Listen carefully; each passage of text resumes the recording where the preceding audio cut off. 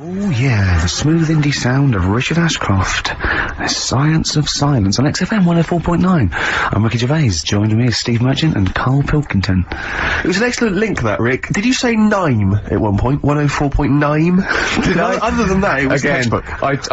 Yeah, a desperate attempt at being articulate. Sure. But let myself down. With your See, this is the good thing about the boxing thing, because, there's no chance of me, you know, slurring the words. Oh, no, I already slurred my words. Yeah, so no one, any damage will be totally fine. Yeah. Oh, the doctor's rushing in. I think there might be some kind of concussion. Jane just going, no, that's just the way he talks normally. But because I'm thinking maybe, did you start the show with that particular kind of manner, just because obviously a lot of new listeners, I imagine, thanks to the massive poster campaign, and you obviously want to impress them and charm them. There's a few examples today of irony coming back and biting you. Yeah. That seemed like a funny idea at the time, me posing that up, but Jonathan Ross phoned me up when they first went up and he just said, I've just seen a big poster of a predatory gay. Yeah, you do look a little bit, Hello, what's your name? Would you like to sit down here? And then you're in the background. And also, I think the funny thing about having you as a partner, I mean, the only good thing, is that, you know, you look weird and tall, like too freakishly tall and lanky. Oh, yeah, but in that one, no, because your background and you're smiling, you don't look as weird as you do in real life, or as freakishly tall. So it sort of ruins it a little bit for me. Look at Pilkington. Look. Pilkington, what are you doing? He's not listening, he's just opening a packet, what are they? McVitie's.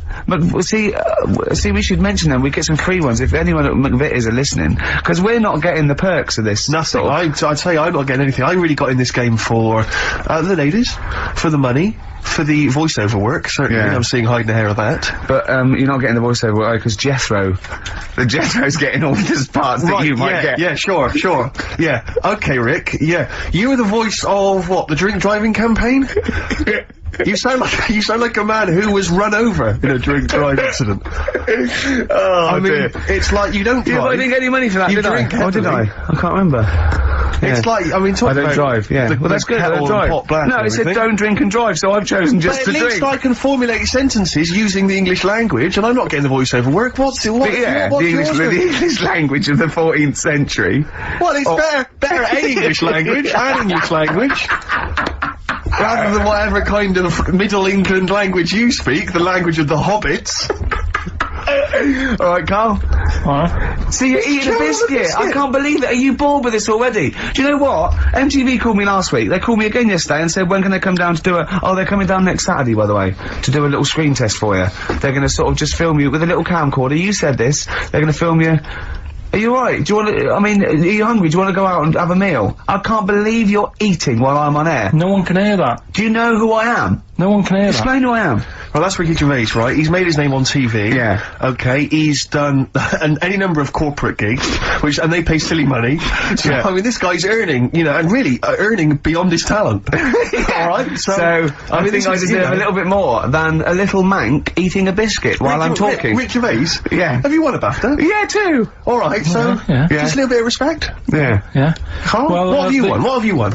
I got a bronze certificate for doing a full week at school. That's great. It was only a bronze. What's that then? 3 out of 5 days. And I got me a little Crusaders badge, if you remember. What's the little Crusaders badge? The Crusaders badge for the religious club.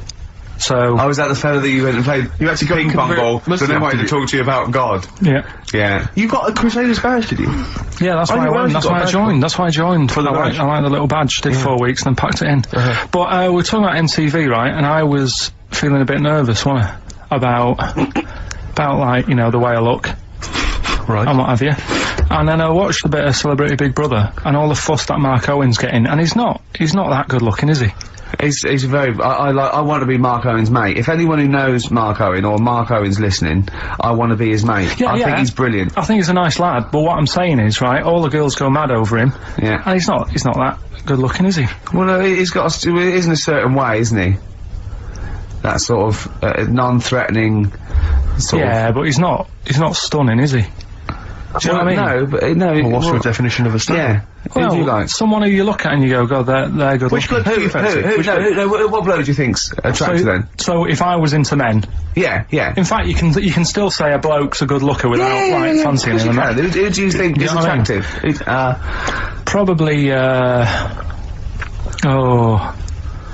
I mean, it depends what you're looking for. No, just look. Just look. You think it's different looks as well. Of course, isn't yeah. it? Who would you say was attractive? Who would you say was like stunning in your definition? A good-looking lad. Yeah. Good-looking lad. Oh, look at him over there. He's.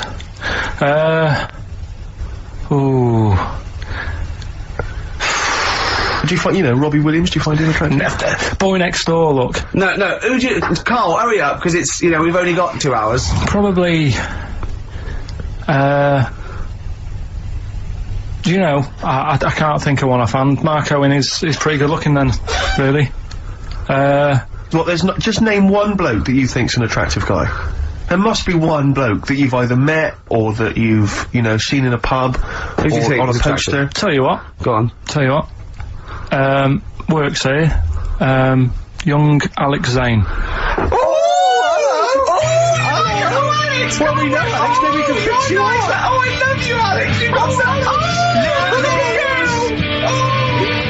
brilliant. I love that. That's like a ride song or something. That's my favourite one.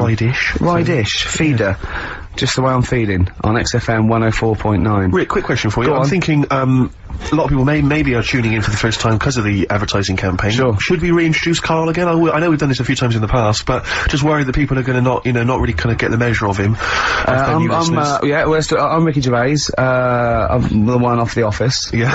Steve Merchant. He's not the one in The Office. He's not Gareth. Some people think he is. He's got a funny, weird West Country accent that actually Mackenzie was affecting for the role. Steve wrote it with me. He's a tall, lanky fella. Carl is our sort of, I say producer, but he's the one that pressed the buttons because I was too. Body. Yeah, but I mean it was just because I was too big to run the desk. Yeah. I used to have to do. Literally too big. You couldn't get it. Yeah, and then we discovered that he looked a bit like a boring sort of alright, but then when we sort of poked him with a stick, he came up with he doesn't realise, but some of the I think some of the funniest extraordinary things I've ever heard. Say hello, Carl. Alright. Yeah. Well, classics, I think, so far, that have gone straight to the list include, have you ever used a Y front correctly? Yeah. Brilliant. You never see an old person eating a Twix. Eating a Twix. These are sort of things. He's back on his campaign to get rid of jellyfish. Why is that, Carl? Oh, did you see the paper yesterday? Go on. There's a jellyfish, right? It's about 15 foot long, about 5 foot wide, and there's a fella swimming next to it. And the paper's going, oh, look at this we've found. There's loads of them in Japan. Yeah. And it's because the water's getting hot, so it's making jellyfish really big. Oh dear. How's the campaign going to get jellyfish get rid of them? What's your point about jellyfish? They don't do anything. There's no point. They get in the way. It ruined me holiday. Because I got stung by one. Yeah. But you think the same thing about Liverpudlians, and we can't just go around, wiping out things that ruin your holiday. Well, let's do the jellyfish first. And then we'll move on to the Scousers. Yeah. But yeah, I don't know what they do, and I'm trying to look on the internet. I've been busy this week. You're jellyfish now, not Scousers. Yeah. I don't know what they do either. Try and work out what would happen with the sea if it didn't work, because they say, like, if there's no... Whoa. See, this is what we're talking about. People who've listened for the first time, they've got to listen to every word you say. You want to find out what would happen with the sea if it didn't work? If jellyfish weren't in there, do you know what I mean? Because stuff like coral, apparently the sea would be in a right state if you didn't have any coral in it. If fish, do you know what I mean? I always worry about how many fish we're sort of eating. Because you go past... Sorry? No, do you know, like, you go in Marks and Spencer's or Selfridges... There's loads of fish in there. And there's really fancy stuff that you think, they've killed that, and it looks good on the counter, pretty impressive. Yeah. But is anyone going to buy it? Yeah. Do you know what I mean? It's a big, like, a shark sat in ice. Yeah. And you go, yeah, they've got like, a lot of fish... So you want to go around the Tate Gallery? Do you know what I mean? I've never seen a big shark sat in ice in Selfridges. They do it. And it's like, you go in the morning, and you can go back at night, and the same shark sat there, and it's... So you know it's the same shark, do you? It's the same one. What, same face? Are you sure he just hasn't lost his mum? And he's just like, he went shopping with her Christmas shopping, and he's just like, he's stranded, he doesn't know where, he's just waiting. You know I'm right. I've never seen a shark in Selfridges. Well, alright, then say maybe that's one day a week, but on other days they'll have like... Shark Monday. I think, Selfridges. Today at Selfridges is Shark Monday. Yeah. No, it's just that... So your point is that there's all these fish not being eaten. Yeah. So and they're being killed. They're taking them out of the sea, no one's eating them. And you're worried, what, that the sea's gonna rise because the more things you take out? Well, we're just gonna run out. Because the fish drink it, don't they? And that keeps the water level down. Yeah. No, well, you know what I mean. There's stuff that worries me. You're worried that... Was it you who said that you were worried that... Because, you know, there's sponge in the sea. Yeah. But if they took it all away... No. Like, was that him? That's a Stephen Wright joke. Is that Stephen Wright? What was the joke? And the sponges grow in the sea. That kills me. How deep would it be if they didn't? I love the fact that he confused you with Stephen Wright. Who for a living purposely says ridiculous things. Yeah. Does that worry you, Carl? Well, think about that and play a record. What do you want? I'd love to, a classic, a beautiful song by Simon & Garfunkel, April Comes She Will. To be honest, I had a late night last night because I stayed up to watch a programme about monkeys. It's already good! Of course it is. It's already good! Now, before I read on, I mean, is this not some kind of monkey news? Is this not a late return to monkey news? Well, it's not that good. Is it not? Whereas the other monkey news is... Oh, chimpanzee, that is some more shit! This is what he says. This is what he gleaned from the programme about monkeys. It sat on a bridge and wanted stuff off people to walk over the bridge. What? So it was acting as some kind of toll booth, This was is it? No, ridiculous. it was a bridge in like the jungle. Oh, shut the fuck up! And it's a monkey that sat on a bridge, and a lot of tourists go through the area. No, it's a monkey look at them. who realised that if he sits there, he'll get stuff because it'll look like it's a cute little chimp begging. No, but every time. Yeah, because you give a monkey, I'm as bad as him now. If you give a chimpanzee a banana, and he starts realising that humans have things to give. Yeah, but it's all Squirrels sorts of learn that. But you don't go, you wouldn't say, went to the park, there's squirrels waiting at the gate. You have to give them a toll to go in. They're only going to give them a nuts. They come up to you every time. You fucking idiot. Went to bed after watching it and fell asleep thinking about it on the bridge right now. It's a bit bad, really, because the monkey should work harder for its food. It made me remember the slug I saw yesterday that was eating bird poo. Nobody would ever help a slug with food like they do with ducks and monkeys. A slug's life is pretty bad. The only time they come out of their den is when it's raining. Den. So even their days out are depressing. Do you know what I mean?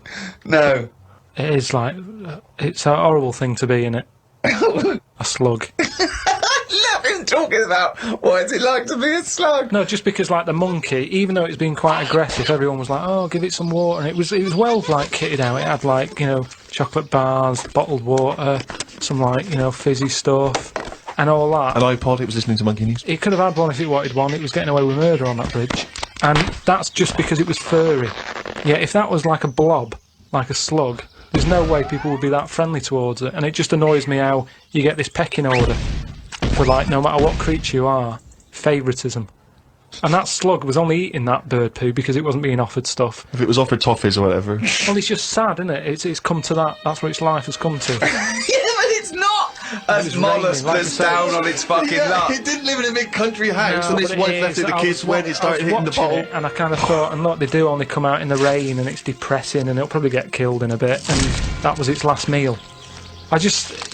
Last meal? But it wouldn't prefer steak and chips, Carl.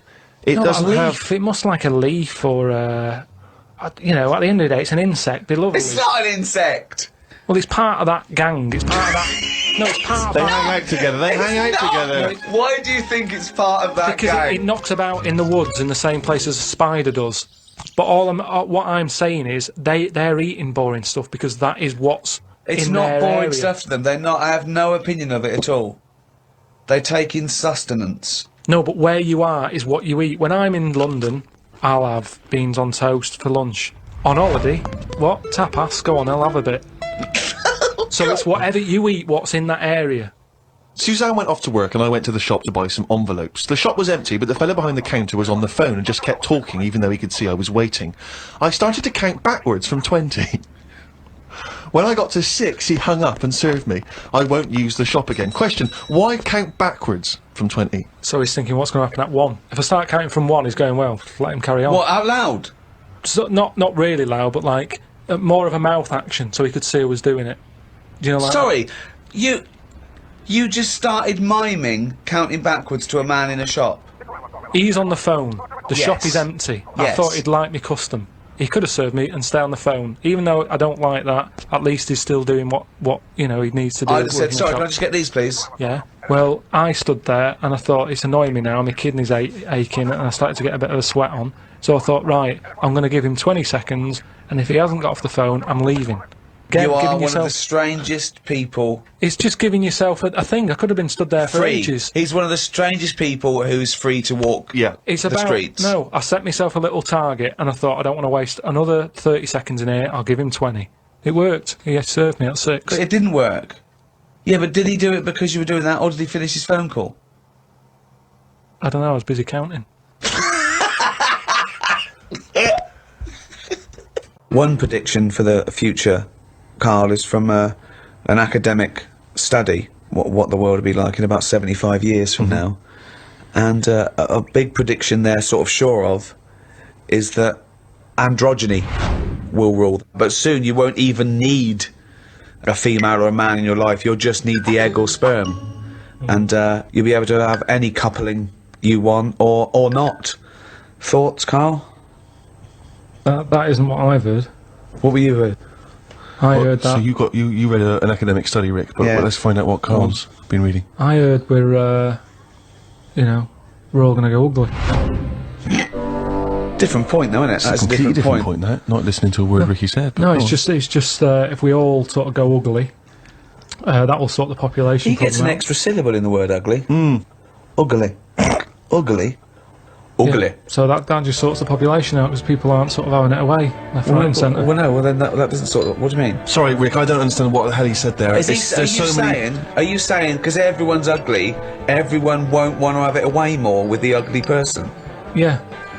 Okay, I still don't. You seem to understand what he's talking about, Rick. I'm still But confused. what he thinks is that if we're all ugly, then we still have this strange paradigm of beauty that won't exist, so we won't fancy anyone as much. No, they'll still sort of fancy, because at the end of the day we're animals, aren't we? Yeah. So we'll still have it away, but Yeah. not as much as they'd like to do now because it's all based on looks.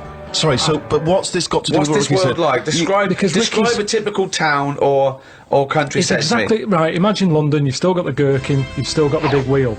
That's Right. It's just everyone's ugly. Right, and they're doing all the same jobs, are they? They Everyone's just still the So world's got to carry What on. do they look like? What's ugly? Just imagine, like, have you ever seen anyone when you've just gone, look at that? Yeah. Right, well, like that. Yeah, but hold on, because it's not No, like because a we have strict. got better looking, haven't we? If I look back now Yeah. at a school photo, Yeah. you look at my class and you go, what was going on then? You can't tell the difference between some of the girls and the blokes. When he said we've got better looking, I thought he was going to talk about cavemen, not his school photo. I mean, what happened there? There's been no evolution in that time. What are you talking about, Carl? We've got better looking now, haven't we? But we will change. Yeah, we'll Probably not in change these little 75 things. years. I mentioned before about your little finger. There'll come a time when that'll go. I've watched it. I've kept an eye on what my little finger's doing. Sometimes it does nothing. It never helps out. All the others are grabbing all the stuff. That one just sort of sits there watching.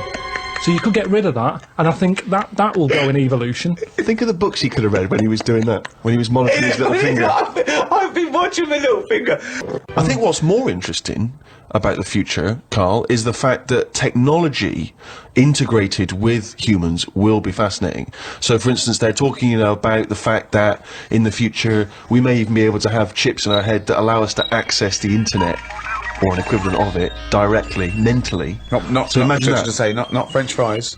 But hang on though, at what point are we us then? Yeah, this is good. Go on, go on. Go on. No, because if I can go on the internet at any time, then that's going to know more than me. What does that mean? Okay. When I don't know an answer to something now, which is a lot of stuff, Really? Go on. you Yeah. watch University Challenge, Yeah. and the stuff them kids on that know. I just think, where have they stored that? For me, if something doesn't get used within a time period, that's it. But again, It's forgotten about. again, basically, you've got about the same hardware I as haven't. those people. Honest to God, I haven't. I know I haven't. So what I'm saying is, if I want to know the answer to something, I go on the internet. Yeah. Right. Now, if I've got a chip in my head with Google on it, Yeah. I'm never going to use my head. I'll just be forever on Google. I'm never gonna use my head! Well, I'm not, But what because do you what's think the your point? head is, though? Because I'm going to get it wrong. The chances are I'll get it wrong, so divert that. It's like saying... No, you can't bypass the brain straight to Google. When you're having a chat socially, it's not like they're going, all right, Carl, how are you? And you're not there. You're asleep and Google's talking. I think you'll find that. No, only... Do you want to see naked ladies? Come this way. No. I don't watch University Challenge and go, I want to be like them, I'm going to start reading books. I've accepted I'm never going to be like them. I can't play along.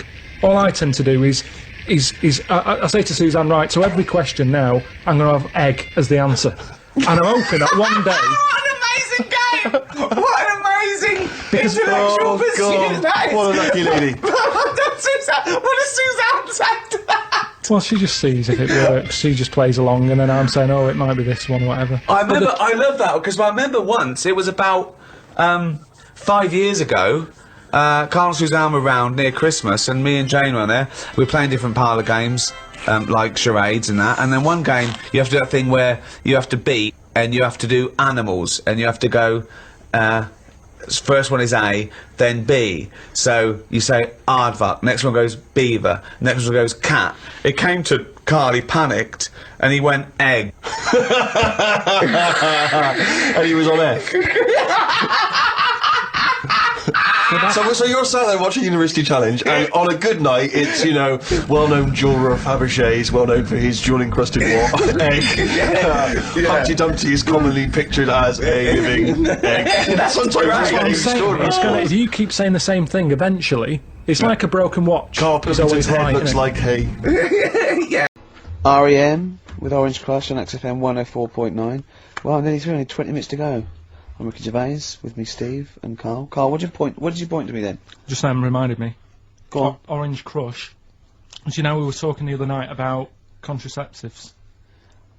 No, you said to me, I've got to do lots of homework. You look up how they used, in the olden days, how they used to use elephant dung as a contraceptive. And I went, what? And he went, no, look it up, you make me give me those things. I said, I don't know, was it they put, when you're running around with dung on the end of your knob, no woman really wants to go near it, is that how it worked? And he went, come on, you give me things to do. If you've just written a PhD on how to use elephant dung as a contraceptive, please get in touch. And I will give the number in a minute. It's not elephant, it was crocodile. Oh, yeah. Why? But, yeah, Orange Sorry, Crush. no, you can't, no, whoa. What? Back. What do you mean? It was crocodile dung. How did they use crocodile dung as a contraceptive? I don't know. Right, go on, Orange Crush, yeah. So Orange Crush, what it was, I was trying to look up that thing about crocodile stuff, using it, and I came up with another one saying that they used to use a lemon, sort of shaped right, and the put it on, and the citric acid in it Kill the would sperm? kill the sperm. Right. So they would wear the lemon on the end of the knob. Was that erotic? It worked. Listen, I'll try anything, Carl, mate. If that works. Yeah. If the ladies like that. I mean, could it be anything? Could it be like, you know, a melon? Kumquat? Yeah, maybe. In my case. What's those hairy ones? Yeah. Anyway, it just reminded me when Orange Crush.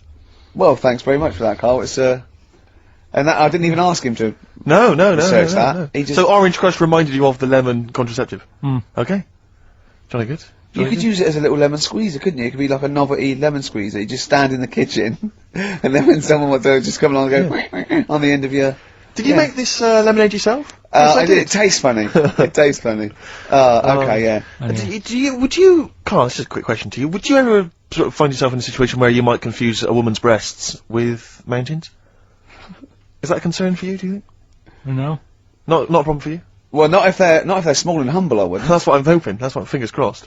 If they were small and humble, then I'd pretty much not confuse them with mountains. Thank God, but I mean, if they were large and sort of pendulous. And with, like quite rocky with snow on top. Exactly. Then I'd go, hold on, love. Wait a minute. Hold on, love. I was into this, but now... Exactly. I feel like I'm alone. Carl, do you know what we're talking about? Who has done that? I'll give you a what? clue. One more time. See, my breasts are small and humble, so you don't confuse them with mountains. Shakira. It's a lyric that taking me and the Steve are nation obsessed by with. storm. It's quite a nice song. It's got It's very much like, it sounds a bit like, Men at Work Down Under. yeah, it's got the panpipes. Is this, what's its kid? Who? Julio Iglesias. No, it's Shakira. Consequently, the word Shakira there being mentioned. I haven't heard of him. Okay. She's a big Latin star, apparently, big Latin American star. And, anyway, just sing it again for us. See, my breasts are small and humble, so you don't confuse them with mountains. Which is a concern. It was always a concern. Definitely. A number of times she's woken up and there's been a fat bloke with a beard and a little Sherpa. She goes, "What are you doing?" And they go, "We're just trying to climb this Look again. Oh, sorry, love. Oh, it's your tits. I didn't Oh, realise. your tits. We thought we were in. I can't believe it. I can't walk on me camp. You can't camp on my tits for the night. No. Well, why are you climbing them? Well, I just 'Cause got they were there. confused. Well, they're small and humble. Are you mental? Carl, I love that look of Carl. Carl is looking back and forth. You know when you sort of you go to a cat and it looks back and forth between two people. That's very much like Carl's looking at us now. Or when, like, a child sees a midget or something in the street. They're just transfixed, aren't they? And the parents go, "Don't stare." When we were pushing Ash, just our producers, in a wheelchair, and we were pushing He's through not the a VC. midget, we should make No, that he's not a little midget. He's not tall. But we were pushing him through the VC, and this little kid just came up and just stood in front of him and looked at him. Yeah. I just laughed. It was funny. Do you do that? I imagine that you get caught staring at things. Yeah, do you go up to people? Do you go up to people with problems and go, "Mummy, is that a monster?" Well, I was telling you one about when I used to go with my dad in the taxi. Oh yeah, What tell us happened? this story. Well, Your father was a taxi driver? my dad he had loads of jobs, which he did back then. And they don't do that anymore, do they? People they don't sort Have of a do variety of loads jobs? stuff. Sure. But at one point, he had a black cab, and I used to go with him. He used to get a beer crate and put it in the front of the black cab, and sort of sit just next to the Comfortable. meter. And anyway, we got this call, and like the guy on the end of the radio said, "Oh, you've got your son with you, haven't you?" So he said, "Yeah." So it's just like, we've got to pick up at number 11 Village Lane or whatever. And he said, "Oh, all right." And it was this woman. It was like a woman version of the Elephant Man. Wow. The Elephant Woman. Yeah, it looked like. It was really strange because I was in the front of the cab, and when you're a kid, if something looks odd, you're a bit scared of it, aren't you? Yeah. And my dad was like, "Look, it'll be all right." And we're driving towards her. Look, don't worry, son. I've got loads of buns. And just to I think give I'll you- just throw one down the street if you run after You're it. being mean, right? I am a little bit. So Yeah. how old were you? 18? No, I was about 12 or something like that. 11, 12. And as we got closer to her, it looked like she was holding like a bag of spuds on her shoulder, For a snack. Right. and her head was all a bit mangled and messy and that. And my dad said, "Whatever you do, don't stare at her face." Yeah. And she got in the Because you back. turn into stone. She got in the back, and I had like the mirror, the driver's mirror thing, and sort of having a look, trying to work out. And he said, "Don't stare at her face." I couldn't work out where her face was. It was that weird. Oh God. So I'm not sure you're from Manchester. I think you're from, like, Narnia or something. Yeah, you got frog boys walking yeah, around. the Lord with of the Rings. That got like the claws of a lobster and the head of a toad. Yeah. And you got women getting in with spuds for heads. I mean, what This is not what Manchester. is This is not the place you grew up. This is Yeah. mad. Oh, you can't believe it in London, can you? You come down and you go, look, symmetry. It must be amazing. It must be a thing to do with upbringing, though, mustn't it? And because again, do you know I've said to you before, years ago when I was a kid and didn't have any worries, good-looking lad, you go through it a bit, have a few more worries, and you look knackered. Now back there's a lot more worries and stuff, so you get a lot more freaks. Whereas in London, everyone's like happy, aren't they? Got I loads love of the money. fact that stress can cause your fingers to fuse and your heads Yeah. to grow. No, but if She must have been really stressed to have a head like Yeah, that. yeah. She was, Bag of slugs. yeah, was she an accountant or something? you know what I mean. But what did she do? What did she say? Where when was she got in? going, by the way? She couldn't speak. London Zoo, please. I think she was going to like To a the pet fair. shop. Seriously, honest to God. On my mum's life, she was. Because at the end of the day, that's a good thing with animals. They don't judge you, do they? She's not She an was an animal. animal. She's a human She's being. not actually an elephant. No, but You know the Elephant Man was not actually an elephant. You understand that? He's got no elephant genes in him at all. No. That was just a cruel name people gave him. Yeah. No, it's the name of the disease, isn't it? Elephantitis. Look, so listen, so this woman, why was she going to a pet shop? She was going to a pet shop. What, to find a husband?